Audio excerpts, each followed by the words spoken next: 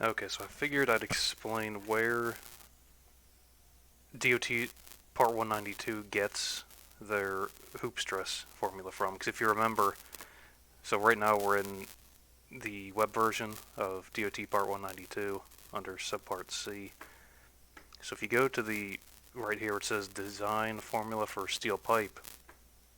Here's the equation they're using. Pressure equals 2 times the yield strength multiplied by the wall thickness divided by the diameter, and then it has some safety factors after it.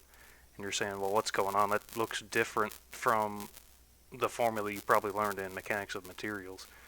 So if we go over here to Wolfram alpha, this is probably the equation you're more used to seeing. This sigma equals P R over T for stress in a thin-walled vessel. So I'll go over where they actually, how they're changing this formula to get to the one you're used to seeing. So if we go over here,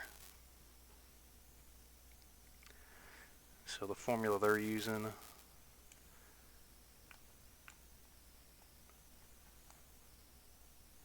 sigma equals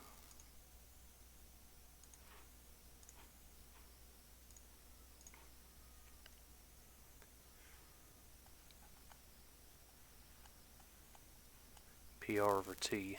So if we take this and solve for pressure,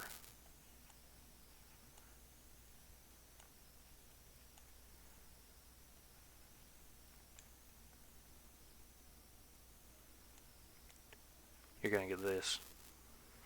P equals sigma T over R.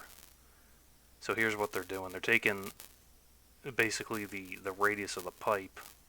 So we'll say diameter equals 2R.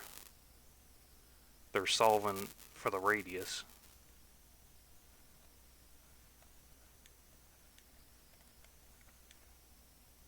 So D over 2 equals R. So let's plug this back into here.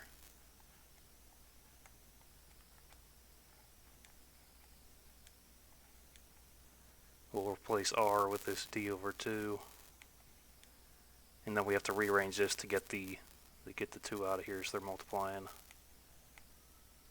this side by 2 over 2. We'll cross that out. So you get pressure equals 2 sigma T over D. So that's where they're getting that from. And they changed this sigma to an S for yield strength. And then of course they have their safety factors for their design factor, longitudinal joint factor, and temperature. So that's, I figured I'd make a quick video. So that's how they're getting that.